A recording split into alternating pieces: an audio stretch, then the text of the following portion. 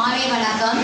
நாம் இன்னைக்கு 5 நாட்கள் பிஎம்சி டெக்னாலஜியில் கிருஷ்ணகிரி மாவட்டத்தில் நடைபெற்ற நியூலி ரெக்ரூட்மெண்ட் டீச்சர்ஸ் ட்ரைனிங்கோட கடைசி நிகழ்வான ஈவினிங்கில் இருக்கோம்.